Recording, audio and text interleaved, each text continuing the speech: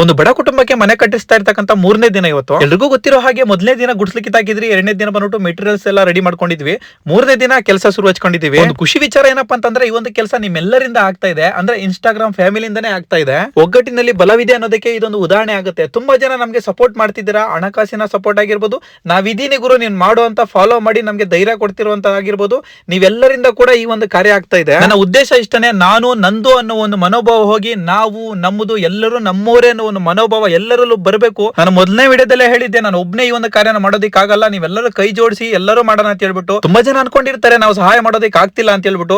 ನಿಮ್ ಕೈಲಿ ಹಣಕಾಸಿನ ಸಹಾಯ ಮಾಡಕ್ ಆಗಿಲ್ಲ ಅಂದ್ರೂ ಪರವಾಗಿಲ್ಲ, ನೀವು ಒಂದು ಲೈಕ್ ಮಾಡಿ 4 ಜನಕ್ಕೆ ಶೇರ್ ಮಾಡಿ.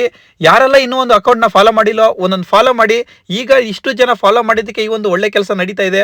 ಮುಂದೆ ಇನ್ನೂ ಒಳ್ಳೊಳ್ಳೆ ಕೆಲಸಗಳು ಮಾಡ್ತೀನಿ ಅಂತ ನಾನು ಇದ್ರ ಮೂಲಕ ಭರವಸೆ ಕೊಡ್ತಾ ಇದ್ದೀನಿ. ನೀವು ಮಾಡಬೇಕಾಗಿರೋದಷ್ಟೇ ಒಂದು ಫಾಲೋ ಬಟನ್ ಪ್ರೆಸ್ ಮಾಡಿ. ಇವತ್ತು ಫಾಲೋ ಮಾಡಿದ್ದಕ್ಕೆ ಈ ಒಂದು ಮನೆ ಆಗ್ತಾ ಇದೆ. ನನಗ್ ಬೇಕಾಗಿರೋದು ಪವರ್, ಆ ಪವರ್ ನಿಮ್ಮ ಫಾಲೋ ಇಂದ ಸಿಗುತ್ತೆ. ಅದ್ಯಾಕೋ ಗೊತ್ತಿಲ್ಲ, ನಾವು ಮಾಡ್ತಿರ್ತಕ್ಕಂಥ ಈ ಒಂದು ಹೆಲ್ಪಿಂಗ್ ವಿಡಿಯೋಸ್ ಗೆ ಸರಿಯಾಗಿ ರೀಚ್ ಸಿಗ್ತಾ ಇಲ್ಲ.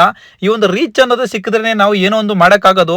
ಇವತ್ತು ನಾನ್ ಮಾಡ್ತಿದ್ದೀನಿ, ಈ ಒಂದು ಕೆಲಸ 4 ಜನಕ್ಕೆ ಗೊತ್ತಾದ್ರೆ ಅವರು ಕೂಡ ಈ ಒಂದು ಕೆಲಸನ ಮಾಡಕ್ ಸ್ಟಾರ್ಟ್ ಮಾಡ್ತಾರೆ.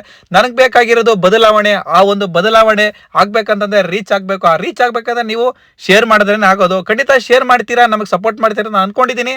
ಸಿಗೋಣ ಮುಂದಿನ ವಿಡಿಯೋದಲ್ಲಿ. ಅಲ್ಲಿವರೆಗೂ bye, take care, see you all.